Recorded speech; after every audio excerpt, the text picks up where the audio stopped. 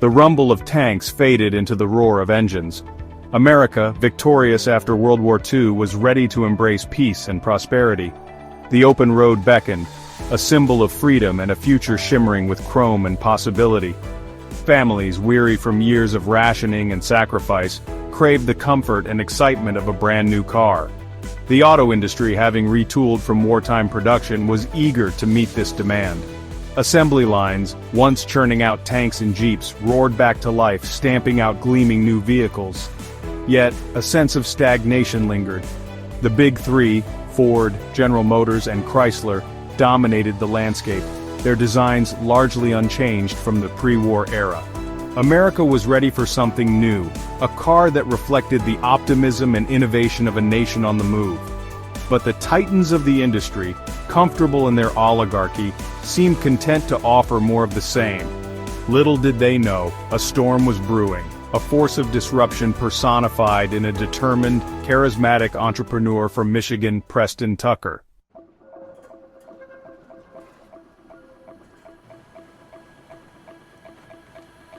Preston Tucker wasn't a man cut from the cloth of Detroit's elite. He wasn't born into wealth or groomed in the boardrooms of automotive giants. He was a self-made man, a tireless tinkerer with a mind that raced faster than any engine. From a young age, cars were his passion, their mechanics both a puzzle and a calling. His resume read like a blueprint for American ingenuity. Police officer, race car designer, self-taught engineer. Tucker had a vision, a burning desire to build more than just a car. He wanted to build the future. He envisioned a vehicle that was not only stylish and powerful but also safe, a radical concept in an era where automotive safety was an afterthought. He saw a future where innovation, not tradition, steered the wheel. The established giants of the industry dismissed him as a dreamer, a nuisance, a threat to their well-oiled machine. They scoffed at his unconventional ideas, his unwavering belief that he could challenge their dominance. But they underestimated the man from Michigan. For Preston, Tucker possessed a potent combination: the mind of an engineer, the heart of a salesman, and the audacity to take on the world.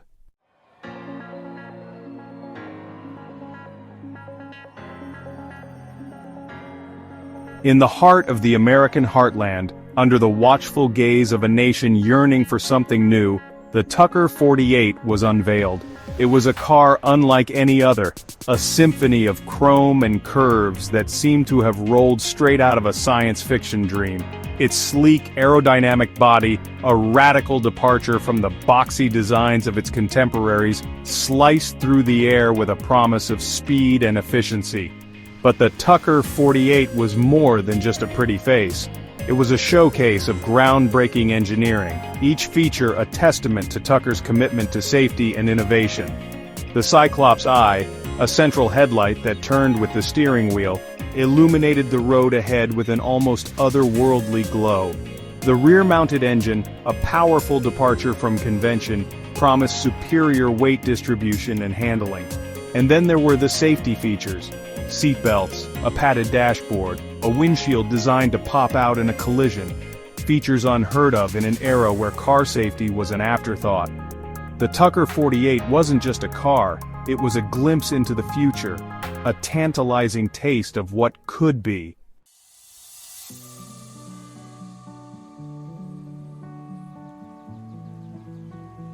One of the most striking and instantly recognizable features of the Tucker 48 was its unique headlight system. Dubbed the Cyclops Eye, this centrally mounted third headlight was far more than just a stylistic flourish. It was a revolutionary approach to nighttime visibility, a testament to Tucker's commitment to both innovation and safety. In an era when most cars still relied on two static headlights, the Cyclops Eye was a beacon of ingenuity. Mounted in the center of the car's iconic front grille, this powerful lamp was designed to pivot in tandem with the steering wheel. As the driver turned, so too did the Cyclops Eye, casting its brilliant beam into the curves ahead, illuminating the path with an almost preternatural awareness.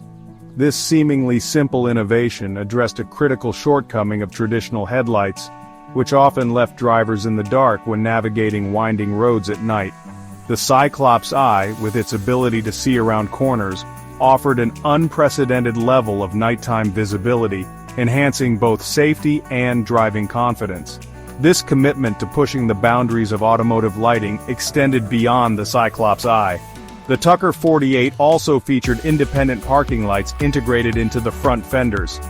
These lights, designed to enhance visibility even when the car was parked, would automatically illuminate when the driver activated the turn signal, further demonstrating Tucker's dedication to safety and forward-thinking design.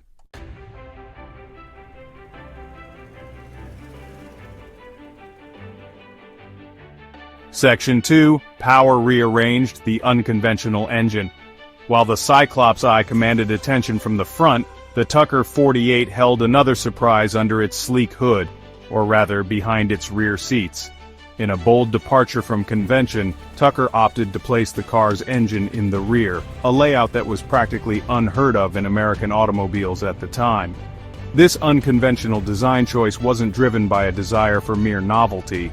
Tucker, ever the engineer, recognized the inherent advantages of a rear-mounted engine. By shifting the engine's weight over the rear wheels, he achieved a more balanced weight distribution, resulting in improved handling and stability, particularly at higher speeds. The engine itself was a testament to Tucker's ambition and ingenuity. Originally envisioned as a revolutionary flat-six design, the production Tucker 48 utilized a modified Franklin air-cooled helicopter engine. This powerful 5.5-liter six-cylinder engine, known for its reliability and smooth operation, delivered an impressive 166 horsepower, propelling the car from 0 to 60 miles per hour in a respectable 10 seconds. The rear engine placement also offered practical benefits. It allowed for a lower hood line, improving forward visibility for the driver, and freed up space in the front, creating a cavernous interior that could comfortably accommodate 6 passengers. The Tucker 48 wasn't just powerful and innovative, it was also surprisingly spacious and practical.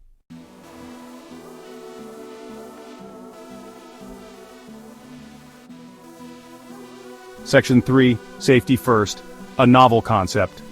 In an era where automotive safety was often an afterthought, the Tucker 48 stood out as a beacon of concern for passenger well-being. Tucker, deeply affected by the tragic traffic fatalities he had witnessed as a police officer, was determined to build a car that prioritized safety above all else. This commitment to protecting drivers and passengers was evident in every aspect of the Tucker 48's design, from its robust chassis to its groundbreaking safety features. One of the most revolutionary features was the inclusion of seatbelts. While seatbelts are now standard equipment in every car, in the late 1940s, they were practically unheard of. Tucker, recognizing their life-saving potential, made them a standard feature in the Tucker 48, a testament to his foresight and commitment to passenger safety. The innovations didn't stop there. The Tucker 48 featured a padded dashboard, designed to cushion the impact in the event of a collision, a stark contrast to the hard, unforgiving dashboards found in most cars of the era. The windshield, another engineering marvel, was designed to pop outward in a crash, reducing the risk of passenger injury. Even the car's chassis was engineered with safety in mind. Its sturdy perimeter frame, inspired by race car design, provided exceptional strength and rigidity, creating a protective cocoon around the occupants. The Tucker 48 wasn't just a car, it was a rolling testament to the belief that driving didn't have to be a dangerous proposition.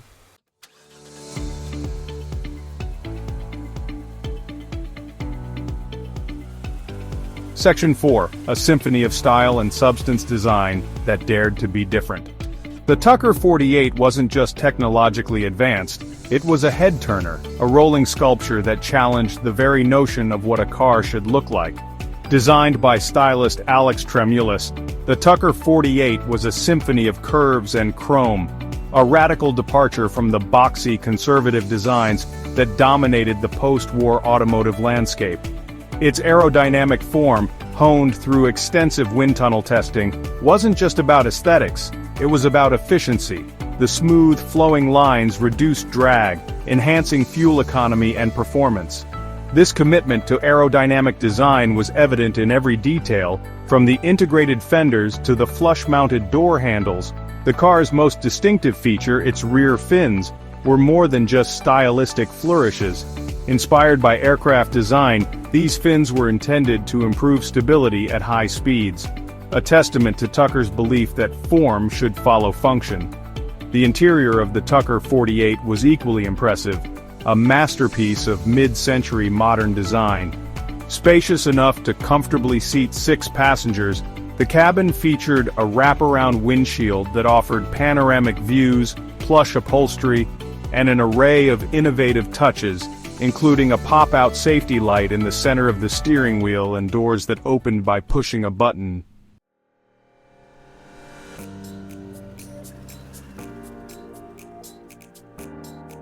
Beyond the spec sheet, the Tucker 48 was more than just a collection of innovative features and stylish design cues.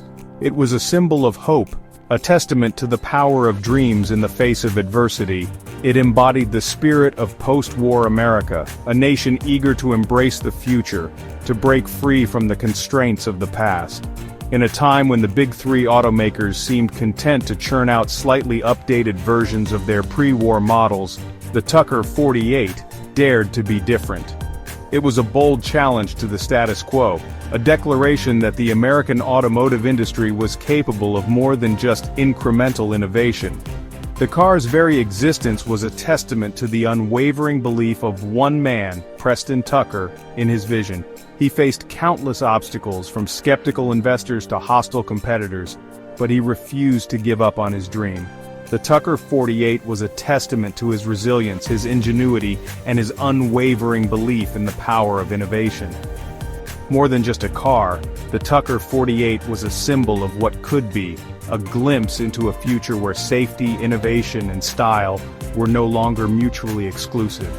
It was a dream given form, a testament to the enduring spirit of American ingenuity.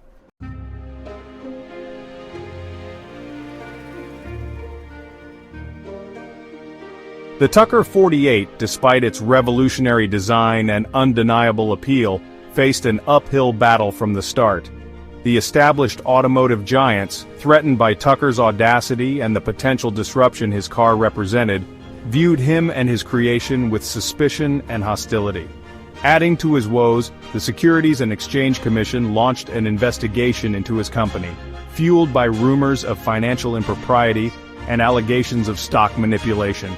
Despite facing mounting legal challenges and a relentless smear campaign orchestrated by his rivals, Tucker remained defiant. He continued to champion his car, even as production delays and financial troubles mounted. However, the damage was done.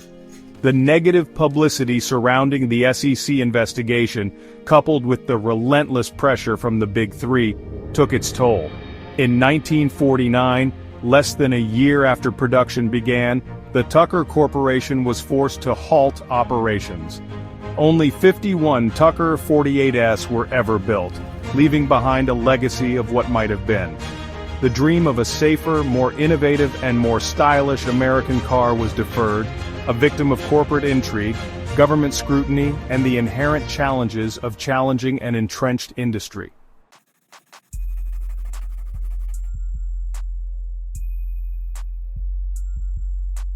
The sheer audacity of Preston Tucker's vision extended far beyond the drawing board.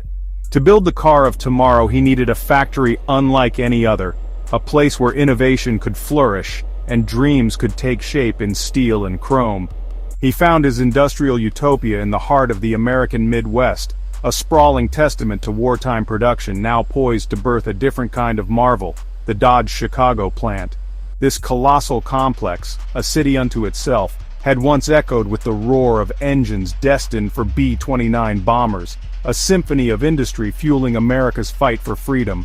Now, with the echoes of war fading into memory, the plant stood silent, its vast spaces and industrial might a blank canvas for Tucker's ambition.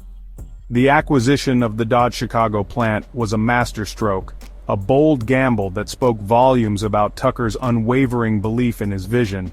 It was here, within these walls that had once churned out instruments of war, that he would assemble a team of skilled workers, engineers and dreamers, all united by a shared desire to build a car that would redefine the American automotive landscape. The transformation from wartime production line to automotive dream factory was a Herculean task. The plant, dormant since the war's end, required extensive renovations and retooling to accommodate the unique demands of Tucker's revolutionary car.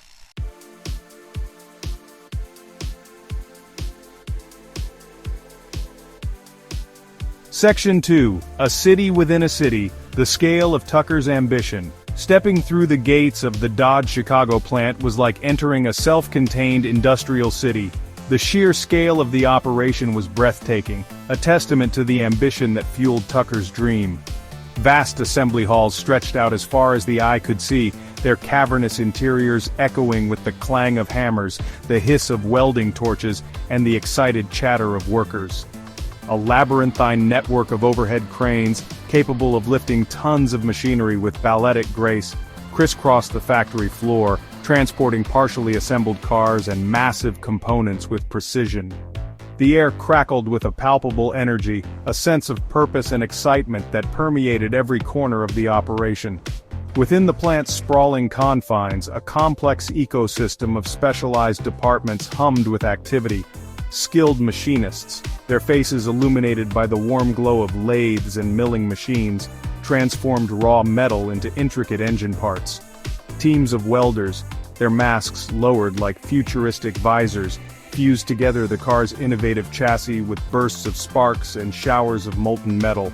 The rhythmic pulse of the assembly line set the tempo for the entire operation. Here, workers, their movements honed by years of experience, moved with practiced precision, attaching fenders, bolting on doors, and fitting windshields, each action bringing Tucker's vision one step closer to reality.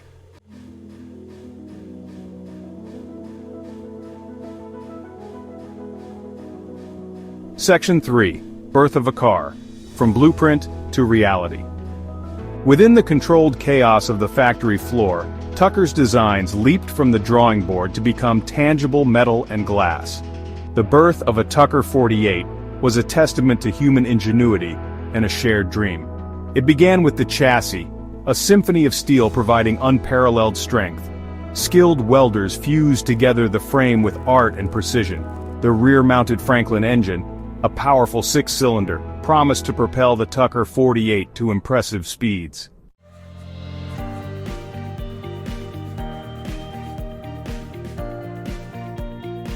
Section 4. The Tucker Family, Forging a Team. The Tucker 48 was the culmination of countless hours of human sweat, determination and belief. Preston Tucker fostered camaraderie and shared purpose, empowering his employees and recognizing their contributions. Among the ranks were seasoned veterans and eager young recruits, all working together to challenge the status quo.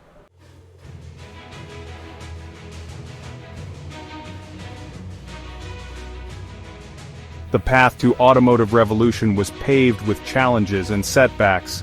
The complexity of Tucker's design presented significant manufacturing hurdles, requiring specialized tooling and processes. Delays in sourcing parts proved to be constant challenges, straining the company's finances and testing its resolve.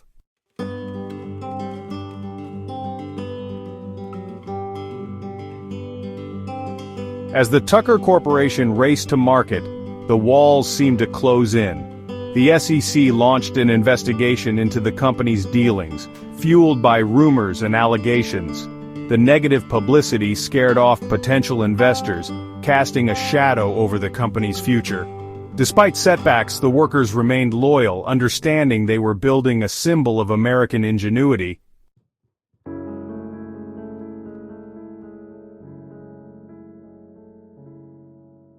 News travels fast in the American auto industry. The buzz surrounding the Tucker 48 was impossible to ignore, particularly for Ford, GM, and Chrysler. Initially dismissive, the Big Three soon felt a sense of unease as Tucker's dream took tangible form. The sleek, futuristic lines of the Tucker 48 captured the imagination of the American public.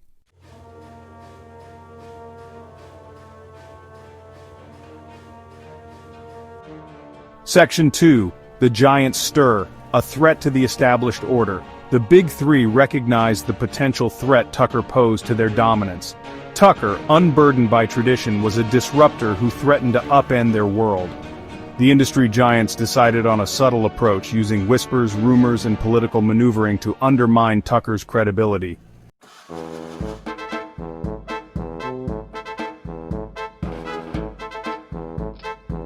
Section 3. The Media's Glare. From darling to target. Preston Tucker skillfully courted the media, recognizing its power to shape public opinion. Initially embraced as a folk hero, the media's tone shifted as whispers of trouble grew louder. The once glowing coverage took on a more skeptical, even hostile edge.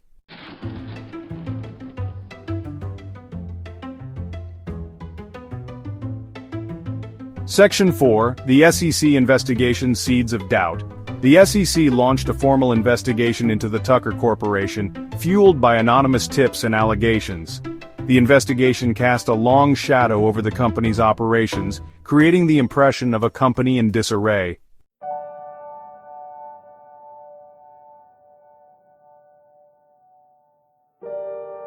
Indictment, a day of reckoning.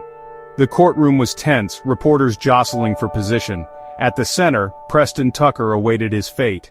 The indictment painted a damning portrait of Tucker and his associates. The prosecution accused Tucker of orchestrating an elaborate scheme to defraud investors. Tucker's reputation, company, and freedom hung in the balance.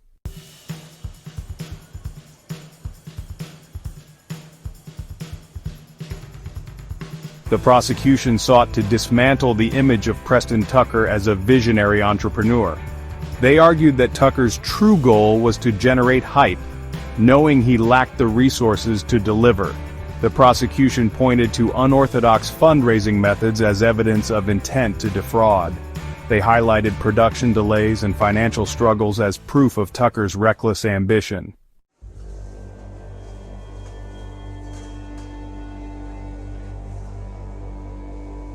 The prosecution, their case building brick by brick, called a parade of witnesses to the stand, each carefully chosen to corroborate their narrative of deception and financial impropriety. They sought to dismantle Tucker's credibility, to expose him as a fraud in the eyes of the jury. Former employees of the Tucker Corporation, some disgruntled, some disillusioned, testified to the chaotic conditions within the company, painting a picture of mismanagement, broken promises, and a constant sense of impending doom. They spoke of production targets that were never met, of design flaws that were never addressed, and of a growing sense that the Tucker 48, far from being a revolutionary marvel, was an unachievable dream. Financial experts, armed with spreadsheets and charts, dissected the company's books, highlighting what they claimed were irregularities, inconsistencies, and evidence of deliberate misrepresentation of the company's financial health. They argued that Tucker, motivated by greed and a desire to maintain the illusion of success, had misled investors about the true state of his company's finances. The prosecution also called to the stand individuals who had purchased dealership franchises or accessories from the Tucker Corporation, only to be left empty-handed when the company's fortunes faltered. These witnesses, their voices trembling with anger and a sense of betrayal, testified to the financial hardship they had suffered as a result of their dealings with Tucker.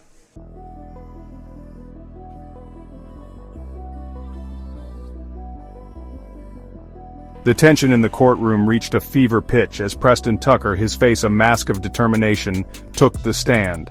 The weight of the prosecution's case, the relentless barrage of accusations, and the skepticism of the jury rested heavily on his shoulders.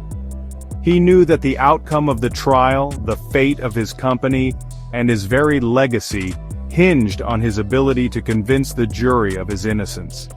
His voice, a blend of Midwestern folksiness and the unwavering conviction of a true believer, resonated through the hushed courtroom as he began his testimony.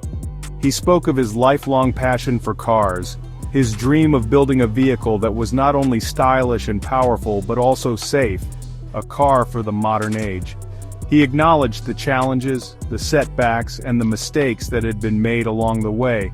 but he insisted that these were the inevitable growing pains of any ambitious startup, not evidence of criminal intent. He argued that he had poured his heart and soul into the Tucker Corporation, that he had every intention of fulfilling his promises to his investors and to the American public. With a disarming mix of humility and unwavering belief in his own vision, Tucker addressed the prosecution's allegations head-on. He explained the rationale behind his unconventional fundraising methods, arguing that he had been forced to find creative solutions to overcome the resistance of traditional lenders who had been unwilling to take a chance on his revolutionary car.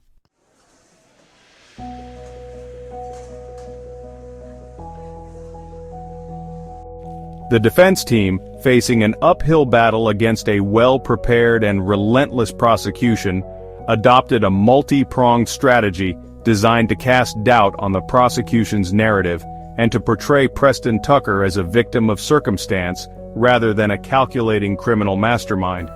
They argued that the prosecution had cherry-picked evidence, focusing on setbacks and missteps while ignoring the many positive achievements of the Tucker Corporation. They pointed to the fact that the company had, against all odds, managed to design, develop and build a revolutionary car in a remarkably short period of time. The defense team emphasized the fact that the Tucker 48, far from being a worthless pipe dream, was a technological marvel that had incorporated numerous innovations that were decades ahead of their time. They presented expert testimony from engineers and automotive designers who marveled at the car's advanced features, its safety innovations and its performance capabilities. They also sought to turn the tables on the prosecution by arguing that the government's investigation had been politically motivated, fueled by pressure from the big three automakers who had viewed Tucker as a threat to their dominance. They argued that the SEC, rather than acting as an impartial arbiter, had been complicit in a campaign to sabotage the Tucker Corporation and to discredit Preston Tucker.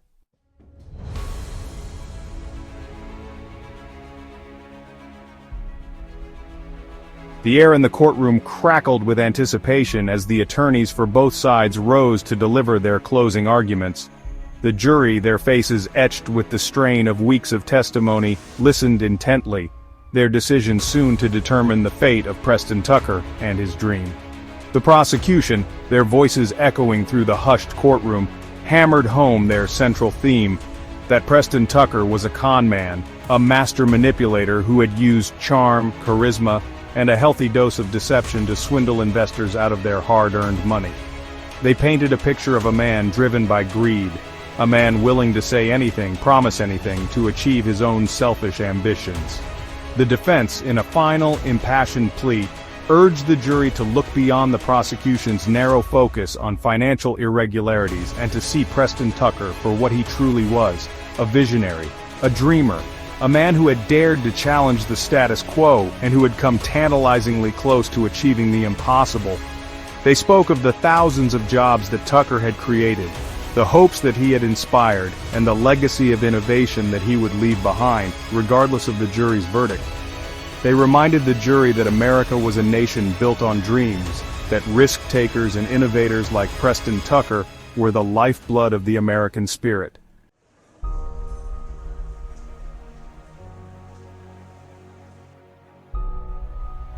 Section 7, Verdict, A Moment of Truth. An expectant hush fell over the courtroom as the jury, their faces etched with the weight of their deliberations, filed back into the jury box. The weeks of testimony, the mountains of evidence, the impassioned arguments of both sides all culminated in this single, pivotal moment. Preston Tucker, his face a mask of apprehension, his gaze fixed on the jury foreman, his hands clasped tightly in his lap, waited for the verdict that would determine his fate.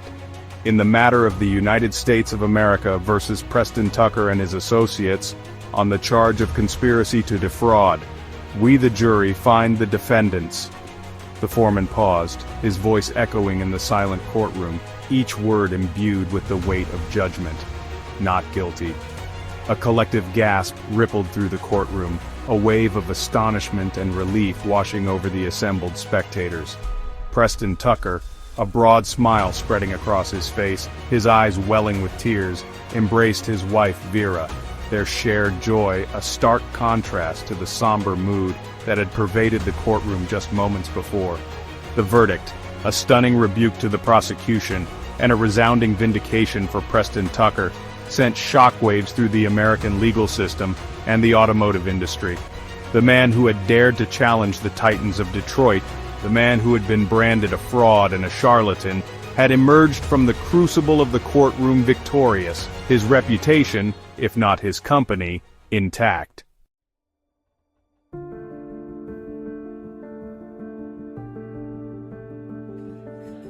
Section 1. The crushing weight of victory, a Pyrrhic Triumph. The courtroom erupted in cheers, a cacophony of joy and relief washing over Preston Tucker and his supporters. The jury's verdict, a resounding not guilty on all counts, was a stunning victory, a testament to the power of perseverance and the enduring allure of the American dream. Yet, as the initial euphoria subsided, a sobering reality set in. The battle had been won, but the war was far from over. The trial, a grueling ordeal that had dragged on for months, had taken a heavy toll on Tucker, both financially and emotionally. The legal fees, the relentless scrutiny of the media, and the constant pressure of defending his reputation had drained the company's coffers and sapped Tucker's energy and spirit. The prosecution, though ultimately unsuccessful in securing a conviction, had achieved a Pyrrhic victory of their own. The allegations of financial impropriety, the relentless negative publicity, and the sheer disruption caused by the investigation had cast a long shadow over the Tucker Corporation, irrevocably damaging its reputation and undermining its ability to secure the funding and the public trust it desperately needed to survive. The verdict, while a cause for celebration, was a double-edged sword. It had cleared Tucker's name, but it had also come at a steep price. The company, its resources depleted, its image tarnished, its momentum stalled, now faced an even steeper uphill battle. The dream of the Tucker 48, once so tantalizingly close, seemed to slip further out of reach with each passing day.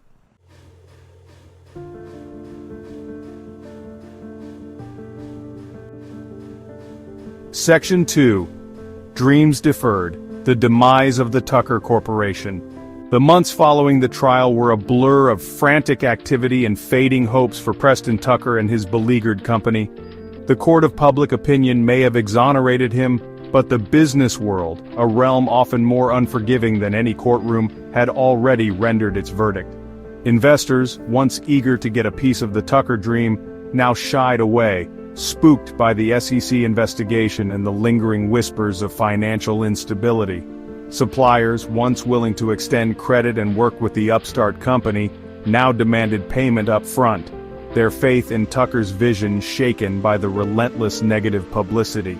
The assembly line at the Dodge Chicago plant, once a symphony of clanging metal and the rhythmic whir of machinery, fell silent.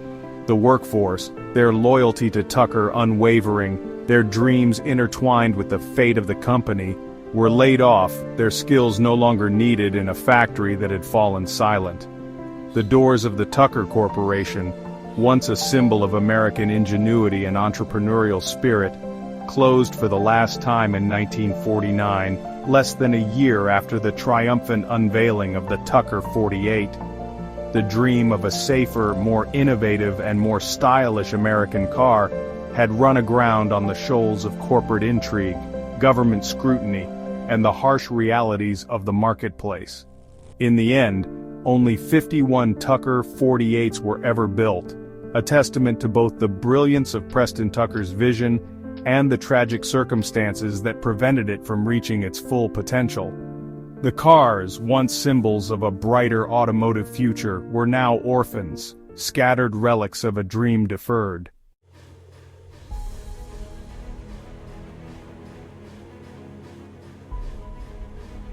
The collapse of the Tucker Corporation, while a crushing blow, did not extinguish Preston Tucker's entrepreneurial spirit. He remained convinced that he had been wronged, that his dream had been sabotaged by powerful forces threatened by his vision. He vowed to rebuild, to clear his name, and to once again challenge the automotive establishment. In the years following the trial, Tucker pursued a number of business ventures, seeking to recapture the success that had eluded him. He explored opportunities in the plastics industry, dabbled in real estate development, and even attempted to launch a new car company, this time in Brazil. However, none of these ventures achieved the same level of success or notoriety as his foray into the automotive world. The shadow of the Tucker Corporation's demise loomed large, making it difficult for him to secure funding or to shake the perception that he was a dreamer, an innovator whose reach had exceeded his grasp. Despite these setbacks, Tucker remained an optimist, a tireless advocate for his beliefs, and a staunch defender of his legacy. He continued to believe that the Tucker 48 had been a revolutionary car, a missed opportunity for the American automotive industry. He spent countless hours tinkering in his workshop, convinced that he could still make a difference, that he could still leave his mark on the world. He surrounded himself with loyal friends and supporters, those who had never lost faith in his vision or his integrity.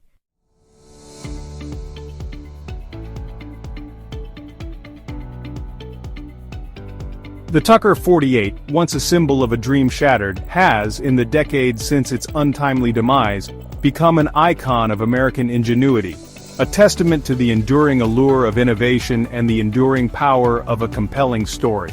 The 51 cars that were produced, scattered relics of a bygone era, are now prized possessions, coveted by collectors and museums around the world. The Tucker 48 story, a tale of ambition, betrayal, and unfulfilled potential, has been told and retold in books, documentaries, and a major motion picture, ensuring that Preston Tucker's legacy will live on for generations to come. The car, once dismissed by some as a failure, has been reappraised and rightfully recognized for its groundbreaking innovations and its impact on automotive design. The Tucker 48's legacy extends far beyond the world of classic cars and automotive history. It serves as a reminder that even the most ambitious dreams can be realized, even in the face of seemingly insurmountable obstacles. It is a testament to the power of perseverance, the importance of challenging the status quo, and the enduring allure of the road less traveled. The Tucker 48, a dream deferred but not forgotten, continues to inspire, to captivate, and to remind us that the pursuit of innovation and the pursuit of excellence are journeys worth taking, even if the destination remains forever out of reach.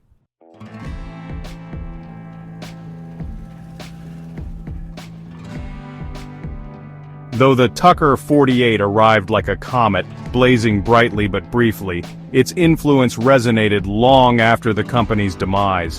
While Detroit's giants had initially scoffed, many of Tucker's radical ideas would later become industry standards, proof that he was ahead of his time, a visionary pushing against the inertia of an entrenched industry.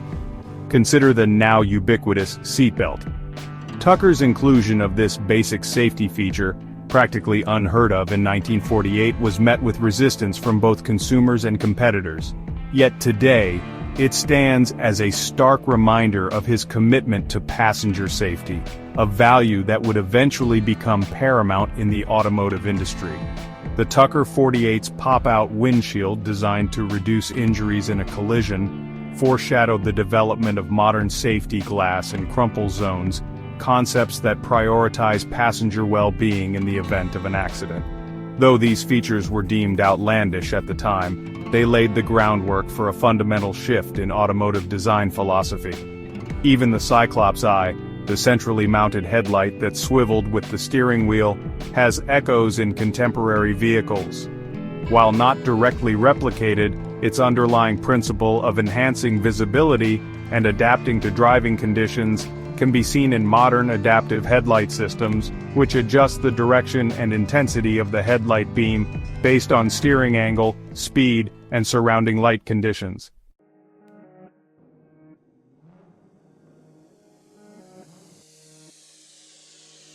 The Tucker 48, more than just a car, has transcended its physical form to become a cultural touchstone, a symbol of American ingenuity, and a poignant reminder of the fragility of dreams in the face of corporate power and the fickleness of fate. The surviving Tucker automobiles are not mere collector's items, they are relics, each bearing witness to a pivotal moment in automotive history, each carefully preserved and celebrated by a devoted community of owners, enthusiasts, and historians. The Tucker Owners Club, established in 1955, serves as a testament to the enduring allure of the brand and its founder. Club members, bound by a shared passion for all things Tucker, gather regularly at car shows, rallies, and conventions, their vehicles a rolling tribute to Preston Tucker's vision. Francis Ford Coppola's 1988 film, Tucker the Man and His Dream, starring Jeff Bridges as the eponymous entrepreneur, brought the story of the Tucker 48 to a new generation, reigniting interest in the car and its controversial history. The film, while a dramatization, captured the spirit of innovation, the audacity of challenging the status quo, and the bittersweet reality of dreams deferred. The Tucker 48 story continues to resonate because it speaks to something deep within the American psyche: the belief in the power of the individual, the allure of the underdog, and the enduring appeal of a great story, even if it doesn't have a fairy tale ending. The Tucker 48, forever frozen in time, a symbol of what might have been, continues to inspire, to intrigue, and to remind us that the road not taken can sometimes be the most compelling journey of all.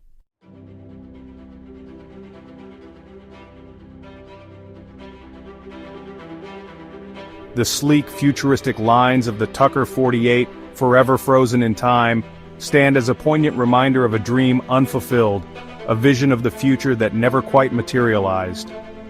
Preston Tucker, the man behind the machine, was a bundle of contradictions: a visionary entrepreneur, a relentless self-promoter, a champion of innovation, and, in the eyes of his detractors, a reckless gambler who flew too close to the sun. Was he a victim of circumstance, crushed by the weight of a powerful industry, determined to maintain its grip on the American road? Or was he the architect of his own downfall, his ambition ultimately outpacing his ability to navigate the treacherous waters of corporate finance and political intrigue? The answer, like so much about the Tucker saga, is complex, a tapestry woven from threads of brilliance, naivete, determination, and perhaps a touch of hubris. Tucker's dream, though ultimately unrealized, left an indelible mark on the automotive industry. His innovations, once dismissed as outlandish, would eventually become commonplace, a testament to his foresight and his willingness to challenge the status quo.